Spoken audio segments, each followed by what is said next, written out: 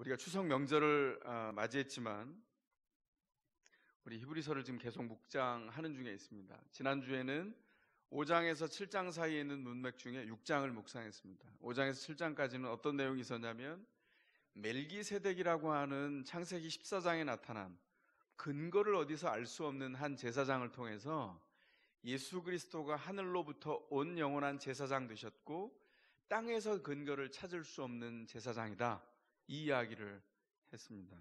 그리고 지난 주 중에 우리가 히브리서 8장부터 10장에 이르는 문맥 안에 있는 말씀을 묵상해 왔습니다.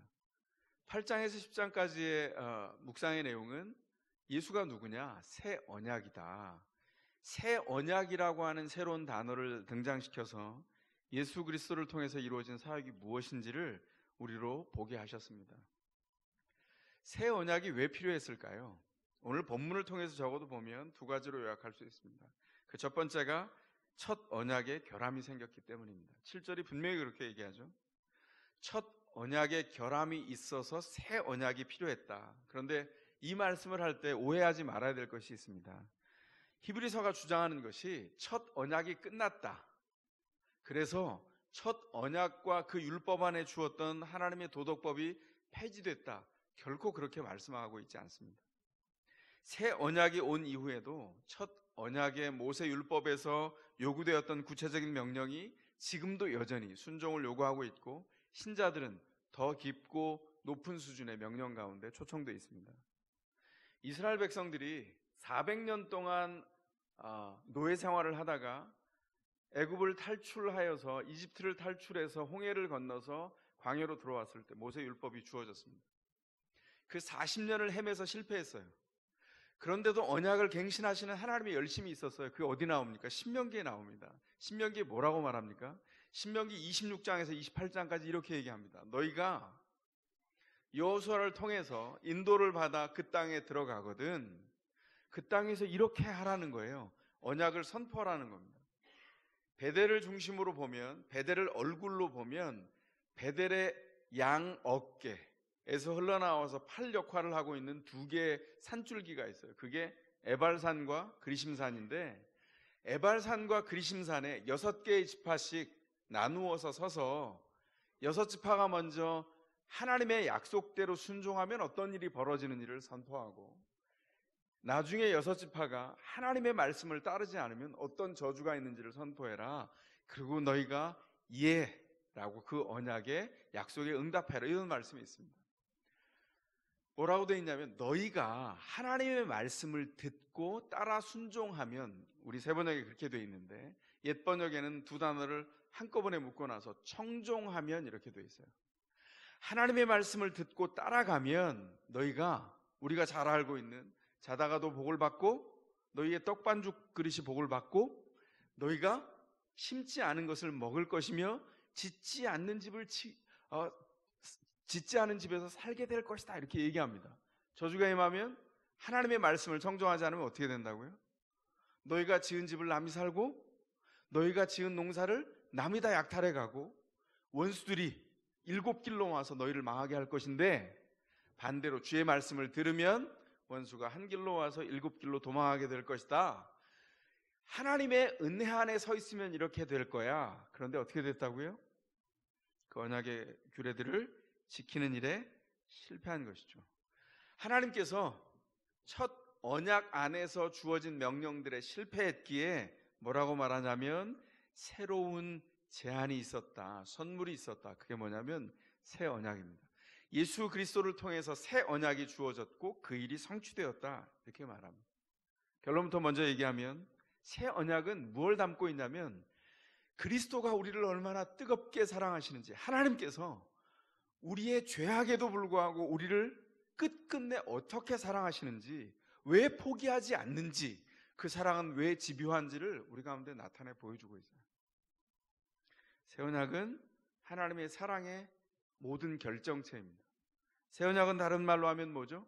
새 언약은 예수 그리스도예요. 예수 그리스도 안에서 새 언약이 다 드러났기 때문입니다. 근데 오늘 본문을 따라 한번 흘러가 보겠습니다.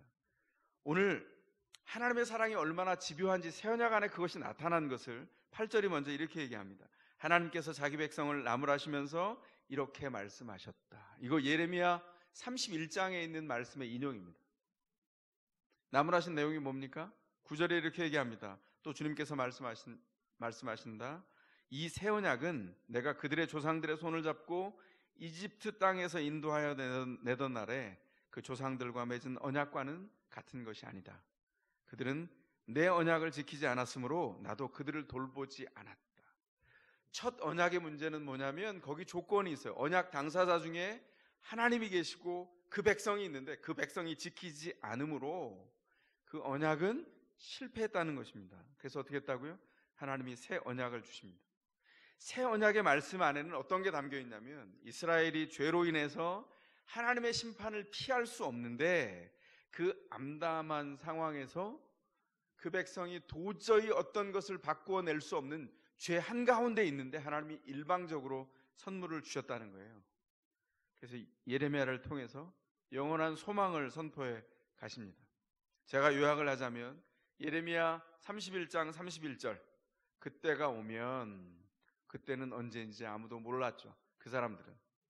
그 시절이 지난 뒤에 33절, 내가 새 언약을 세울 것이다, 그렇게 말씀하는데 그때가 언제냐면 그들의 허물을 용서하고 그들의 죄를 다시는 기억치 않을 것이다, 이렇게 얘기합니다.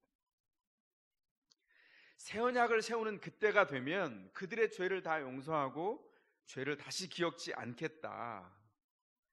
히브리서를 읽고 있는 1세기의 모든 유대인 그리스도인들에게 이 말씀은 어떻게 들렸을까요? 예레미야 시대와 그들이 만난 시대가 너무나 닮았다는 생각을 했을 겁니다.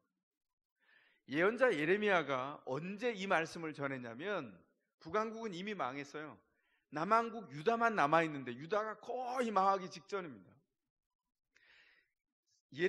예언자 예레미야를 통해서 계속해서 하나님 말씀하세요. 돌이켜라, 바꿔야 한다, 바벨론이 오고 있다.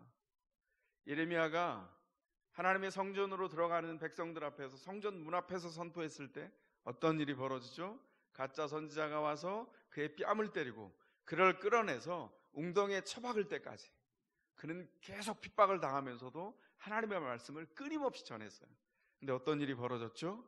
예레미야가 예언한 대로 바벨론은, 그 군대는 폭풍처럼 이스라엘을, 유다를 침입해서 들어왔고 휩쓸고 지나가면서 예루살렘에 무너지지 않을 것 같은 견고한 성벽을 다 무너뜨렸고 성전을 잿더미로 만들었습니다. 예레미야가 이 상황 안에서 이제 너희가 듣지 않았으니 죽을 것이다 라고 하는 말씀을 계속 전하다가 갑자기 31장에 하나님이 새 언약을 주신다. 이스라엘 백성의 삶과 그 열매와 아무런 상관없이 일방적으로 선포하시는 말씀을 바로 그때 선포해 가십니다. 하나님이 너희를 회복할 것이다. 이처럼 1세기 유대교가 주전 6세기에 겪었던, 586년에 망하잖아요. 그 주전 6세기에 겪었던 이스라엘 상황과 거의 다르지 않은 상황을 지금 만났다는 것이죠. 뭡니까? 이 참혹한 재난이 바벨론 군대가 주전 6세기에 왔었다면 그 1세기에는 로마 군대가 진군해서 왔고, 예레미야가 행했던 그때의 역할처럼 예루살렘 성벽은, 그 견고한 성벽은 무너져서 지금 예루살렘에 벽 하나만 남아있죠. 귀퉁이의 조각만. 그리고 성전은 다 약탈되고 잿더미가 되어서 그 모든 기명들은 유출되어서 로마로 다 흘러갔죠. 그게 로마의 개선문의 부조 위에 그대로 남아있습니다. 로마의 군사들이 성소에 있었던 촛대와 떡상과 거기에 있는 금 기명들과 언약궤를 가지고 가는 것을 거기에 그대로 부조로 남겨놨어요. 참혹한 일들을 당했습니다. 유대인들은 뼈저린 절망을 품고 뿔뿔이 전 세계로 다 흩어졌어요. 난민이 된 것입니다. 두 시기 모두 유대인들은 어디에 집중했죠? 제사제도, 성전, 언약궤, 모든 겉으로 드러난 종교 제도에 집중을 했어요. 그 일을 통해서 하나님이 역사하신다고 생각했습니다. 그런데 그때 어떤 일이 벌어졌죠? 예레미야가 새 언약을 선포합니다. 그 새 언약의 특징은 뭐였습니까? 율법을 돌판 위에 쓰는 것이 아니라 마음 위에다 쓰겠다고 말합니다. 떠도는 난민이 되어서 정신적으로, 영적으로 어디 몸담고 붙박이로 설 수 없는 기초를 완전히 잃어버린 백성들에게 이건 어마어마한 선포였어요. 근데 1세기 유대인 그리스도인들에게도 이것은 이제 새 언약으로 주어진 것의 실체를 너희에게 말한다. 실체가 뭐냐? 예수 그리스도라는 것이죠. 새 언약이 돌판에 새긴 언약이 아니라 첫 번째 언약처럼 새 언약은 마음에다가 새겨준다고 했는데, 마음에다가 새긴다는 것은 어떤 뜻일까요? 영원히 지워지지 않는다는 뜻입니다. 하나님이 새 언약을 맺으실 때 그리스도 안에서 우리 가운데 오셔서 그리스도를 좇아서 하나님 앞에 나오는 모든 사람의 마음마다, 고린도 교회에 쓴 바울의 서신에 의하면 마음의 신비에 그렇게 써놨습니다. 마음의 판 위에 하나님이 약속을 새기셨어요. 그게 뭐냐면 내가 너를 사랑한다, 내가 너와 함께한다, 내가 너를 창조했고 너의 허물과 죄의 어떠하든지를 내가 따지지 않고 너를 일방적으로 사랑해서 너를 내 가슴에 두었다, 내가 너희의 인생 가운데 서겠다, 이렇게 말씀한다는 것이죠. 주님이 우리와 어떻게 함께 하십니까? 예수께서 모든 사람의 인생에 함께 하시기 위해서 제자들에게 이미 말씀하셨어요. 내가 너희 모두와 함께 하기 위해서 내가 하늘 보좌 우편으로 가야 되겠다. 약속된 대로. 그건 다니엘서에 약속되어 있거든요. 하늘 보좌로 인자가 같은 이가 나아간 것처럼 내가 보좌로 나아가야 되겠다. 믿기지 않게 제자들이 다 보는 앞에서 주님이 승천하셔서 보좌 우편 왕으로 등극하시고 그분은 영원히 통치하세요. 그런데 어떻게 하셨다고요? 가만히 계시지 않고 성부의 영, 성자의 영, 그분 자체가 하나님이신 성령 하나님을 우리 가운데 파송하셔서 그분을 믿는 교회가 달라지고 그분을 믿는 한 개인 개인이 달라져서 그분이 우리 가운데 사시면서 우리에게 예수를 통해서 주어진 새 언약이 무엇인지를, 어떻게 달라졌는지를 끊임없이 기억나게 하시고 끊임없이 우리의 정체성을 새롭게 하신다는 것이죠. 여기에 여러분 보탠 거 있습니까? 새 언약은 일방적입니다. 우리가 그를 사랑할 방법이 없어요. 그런데 그가 일방적으로 찾아오셨어요. 그래서 기독교의 도는 우리가 뭔가를 쌓아서 우리가 굉장히 도덕적으로 높은 수준의 양심을 가져서 구원받는다고 말하지 않습니다. 세상의 모든 종교가, 심지어 4대 종교가 다 그렇게 얘기하는데 우리는 이렇게 얘기합니다. 아무것도 할 수 없는 그때에 주께서 우리를 사랑하시고 우리를 찾아오셔서 우리에게 그 구원을 이루시고 성취하셨다. 우리의 신비에 쓰셨습니다. 넌 내 거야, 이렇게 말씀하셨어요. 여러분 누구 겁니까? 굉장히 낭만적으로 들리세요? 넌 누구 거니? 이렇게 물으시면 뭐라고 대답하실래요? 우리가 자녀들에게 그러죠. 너는 누구 거? 그럼 아빠 거, 엄마 거 이렇게 대답하게 만들어요. 그 묘한 대답은 그만하시고 이렇게 하셔야 돼요. 넌 누구 거? 이러면 하나님 거.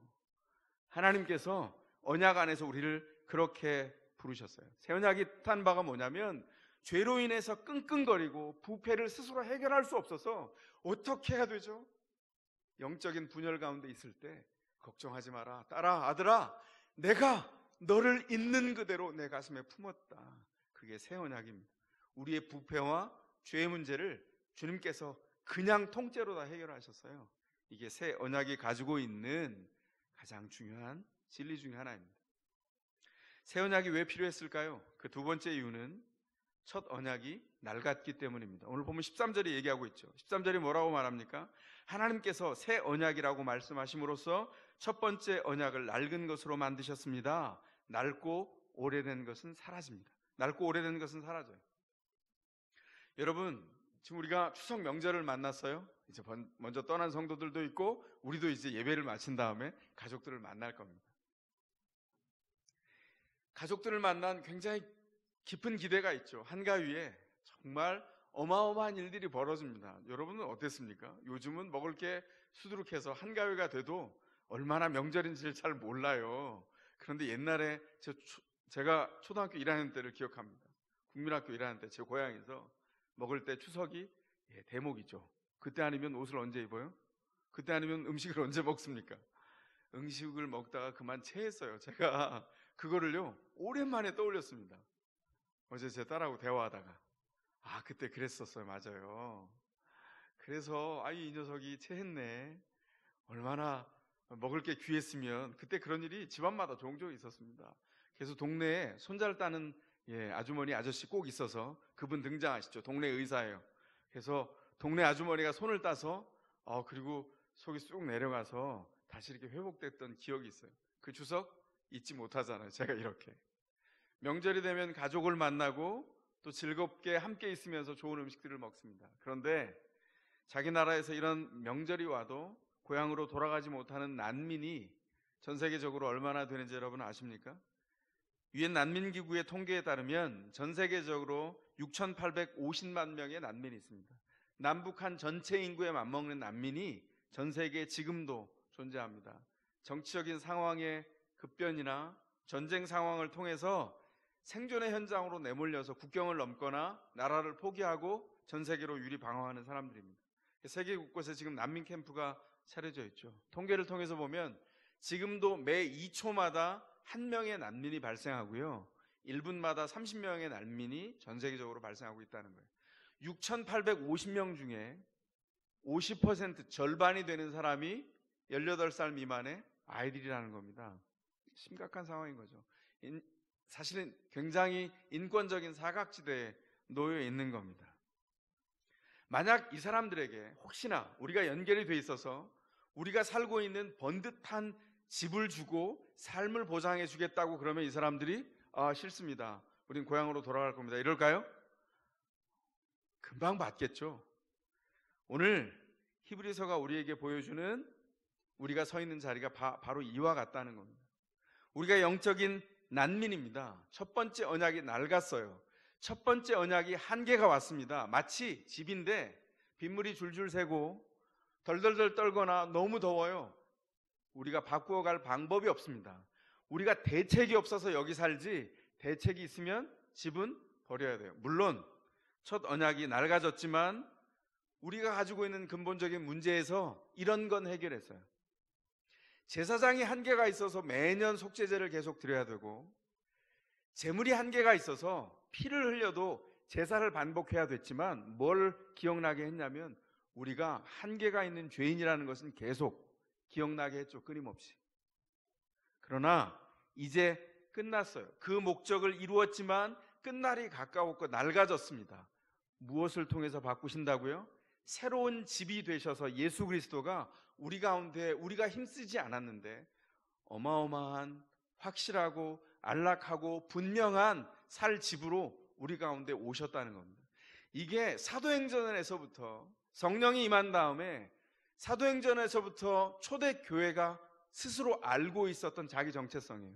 그래서 어떻게 합니까? 사도행전 3장에서부터 보면 사도들이 성전에 들어가서 말씀을 전하지만 그들은 또 다른 그들의 성전 되신 예수 그리스도를 모시고 예수 그리스도를 경배하며 이제 겉모습만 번듯하지만 실패한 성전이 아니라 그들의 공동체 안에 있는 성전 예수 그리스도를 따라 예배하는 일을 계속했죠. 우리가 그 전통 안에 있습니다. 우리에게 이미 집이 주어져 있어요. 예수 그리스도라고 하는 우리가 영원한 난민이 되었을 때에 영원한 구원으로 우리를 집삼으신 그리고 우리의 집 되신 예수 그리스도가 우리를 그 품에 품으셨어요. 이게 새 언약 안에 들어있는 우리의 구원의 그림입니다. 새 언약은 확정됐어요. 첫 언약은 낡아졌고 일시적이었고 부분적이어서 이제는 폐해졌습니다. 새 언약은 어떻습니까? 능력에 있어서 제한이 없고 효력이 영원합니다. 그 구원이 한 번 덧입어지면 그 예수 그리스도의 집 안에 들어가면 더 이상 그 집은 낡아지지 않고 영원한 효력을 가지고 그 약속이 성취 가운데 이루어져요. 죄를 없애시기 위해서 그리스도가 하신 일이 뭐냐면 자신의 모든 것을 걸고 우리의 죄짐을 짊어지신 거죠. 그래서 우리를 감당해 주셨습니다. 오늘 본문 전체를 요약하면 어떤 얘기가 나옵니까? 내가 너희와 언약을 세우겠다. 나는 율법을 그들의 생각에다가 넣어주고 마음에다가 새겨주겠다. 나는 그들의 하나님이 되겠다. 내가 그들의 불의함을 긍휼히 여기겠다. 율법은 불의하면 실패였습니다. 그런데 우리가 어떻게 한다고요? 우리의 죄와 상관없이 우리의 경험과 상관없이 우리가 어떤 삶을 살았든 상관없이 예수를 통해서 그리스도 앞에 나오게 되면 하나님께서 그리스도를 통하여 우리의 불의함을 긍휼히 여기시고 죄를 더 이상 기억하지 않는다는 거예요. 그래서 오늘 본문에서 하나님은 계속 말씀하세요. 우리는 무엇을 알기를 원하시는 겁니까? 뭐죠? 요점은 이거예요. 모든 것이 다 바뀌었다는 겁니다. 하나님의 마음과 그 은혜를 통해서 그 새 언약을 통하여 세상에 그리스도가 다 알려졌어요. 그래서 성경이 이렇게 말합니다. 11절입니다. 작은 사람부터 큰 사람에 이르기까지 모두가 나를 알 것이다. 이건 깊은 지식이 필요한 것이 아니라 그리스도께서 나를 구원하셨으면 그 구원은 변함이 없다는 것을 아는 것이죠. 제가 예수를 처음 영접한 다음에 그리스도를 부인할 수 있나? 스스로 물었습니다. 부인할 수 없더라고요. 제가 그때 성경 지식이 많지 않았어요. 그런데 내가 이전으로 돌아갈 수 없다는 것을 확실히 알았습니다. 내가 그리스도의 기초 위에 완전히 새롭게 세워졌다는 것을 알게 됐죠. 새 언약이라고 하는 집에 우리가 도착했기 때문입니다. 그 집은 우리를 이제 더 이상 보수할 필요가 없는 새로운 집이 되어서 우리를 안내했어요. 12절에서 우리가 보는 것처럼 새 언약을 통해서 우리가 어떻게 됐습니까? 마침내 우리의 죄가 다 용서됐어요. 이제 예수만 붙들면 됩니다. 제가 예수를 믿는 초기에 이렇게 생각했습니다. 여러분 왜 그런 말을 하잖아요. 건강 때문에 화학조미료를 빼야 됩니다. 화학조미료를 MSG라고 하더라고요. 그죠? 근데 제가 그걸 보면서 이런 생각을 했어요. 아, 예수 믿는 사람은 MSG를 넣는 것인데, 저는 그래서 주님을 만난 다음에 저의 M, 모티베이션, 저의 삶의 동기가 예수라고 하는 것을 아멘했습니다. 저의 삶의 S, 스탠다드가, 기준이 예수라는 것을 인정했어요. 그리고 제 삶의 G, 고울이, 제 삶의 목표가 그리스도라는 것을 인정했습니다. 우리의 삶의 동기와 기준과 목표가 그리스도가 되었어요. 여러분에게 묻습니다. 그렇다면 여러분은 무엇을 위해서 사십니까? 여러분의 삶의 기준은 그리스도를 통해서 지금 우리가 사는 곳, 우리가 나아가는 곳, 그것을 판단하고 있습니까? 여러분은 그리스도가 삶의 목표입니까? 그렇다면 직장 생활의 목표도 그리스도여야 할 것입니다. 여러분의 일상의 작은 일의 목표도 그리스도여야 할 것입니다. 그리스도가 기준이어야 할 것이고 그리스도가 내가 사는 삶의 동기여야 할 것입니다. 그래서 밥을 먹을 때, 명절에 그 일상 현장에서 밥을 먹을 때 아내가 해주는 밥, 내 안에는 음식 솜씨가 없어, 이렇게 느낀 분이 계시다면 그 다음엔 어떻게 해야 되는 것이죠? 음식은 마음이에요. 그냥 맛있다.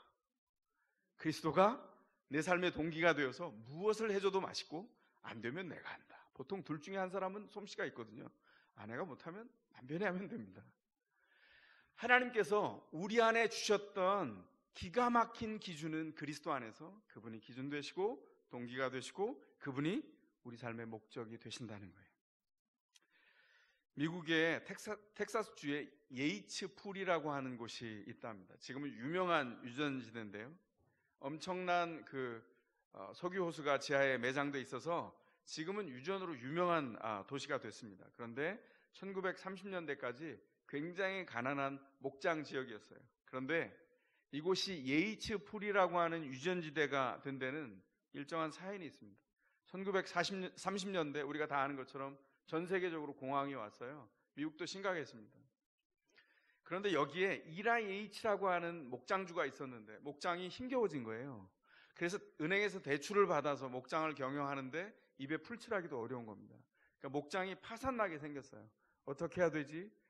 가족들을 생계를 꾸려갈 힘도 없어서 정부에서 주는 지원금, 보조금을 가지고 정말 근근히 입에 풀칠하면서 지나가고 있는데 어느 날 석유 회사에서 지질 관측단이 이 지역에 온 거예요. 그리고 관측을 했는데 이 이라 H가 경영하는 그 큰 목장 그 지하에 땅 밑에 어마어마한 매장량을 가진 석유 호수가 있다는 것을 발견하게 된 겁니다.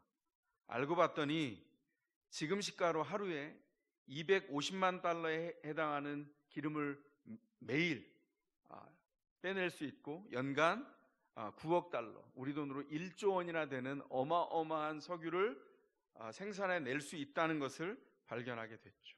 그리고 이 사람은 평범하고 찢어지게 가난하고 입에 풀칠도 할 수 없는 사람에서 거대한 석유 대부호로 일시에 탈바꿈이 된 겁니다. 우리가 히브리서를 통해서 알게 되는 것이 저는 바로 이것이라고 생각해요. 예수 그리스도라는 값을 매길 수 없는 흔들리지 않는 생명의 기초 위에 우리가 서 있습니다. 제가 이 예화를 얘기하면 어떤 분이 이렇게 생각할지 모르겠어요. 그러니까 목사님, 저희도 기도하면 우리의 땅 밑에 혹시 유전 같은 거를 허락해 주셔서 갑자기 부호가 되도록 하시는 건가요? 그게 아니라 예수 그리스도라고 하는 새 언약의 기초 위에 우리를 두셔서 이미 어마어마한 생명의 매장량이 있는 삶의 새로운 기초 위에 우리가 서 있다는 거예요. 우리의 삶을 예수 그리스도를 통해서 희추하셨어요. 어마어마한 생명을 가진 사람으로 우리를 탈바꿈해 놓으셨어요. 이미 성공했다고요. 우리가 무엇을 더 바랍니까? 우리가 이 땅에 살면서 때로 가난할 수 있어요. 가난에 직면할 수 있습니다.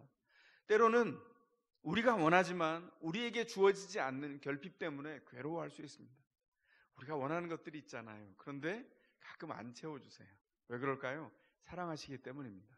부모가 자녀가 원하는 걸 주지 않은 때는 사랑하지 않는 것이 아니라 그 아이를 사랑하기 때문에 사탕을 달라 하면 이빨이 썩을까 봐 안 주는 것처럼 어쩌면 이 땅에서 우리에게 준 삶의 목적이 부를 누리고 잘 사는 것보다 훨씬 더 깊은 의미가 있기에 우리에게 원하는 것을 그때 돈으로 주시지 않을 수 있어요.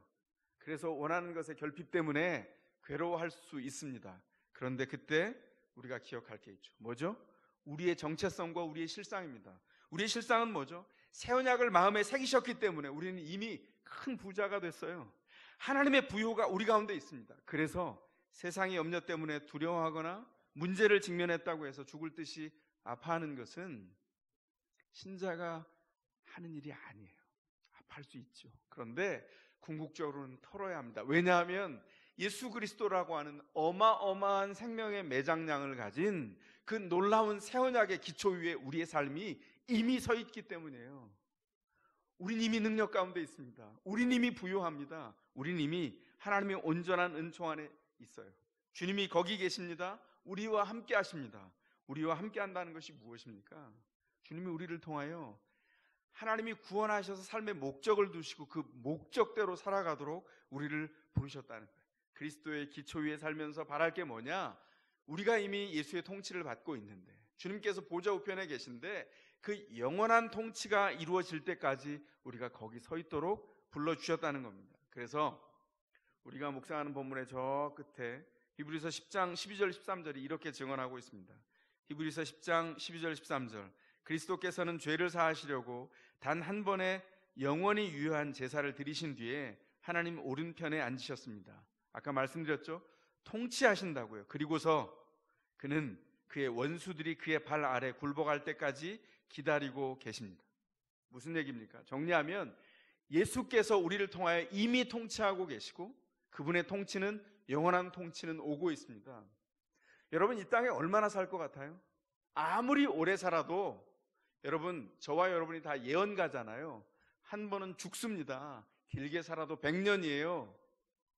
이 땅에서 우리가 추구할 것은 영원한 부요함을 통해서 그 부요함이 어마어마한 생명의 매장량이 새 언약의 기초로 우리 삶의 기초 가운데 있는데 우리는 여기서 더하려고 계속해서 부를 요구하고 돈을 요구합니다. 하나님이 필요하시면 우리 가운데 주실 겁니다. 그래서 우리에게 있는 것 가운데 삶의 목표가 무엇인지를 다시 한번 생각할 필요가 있죠.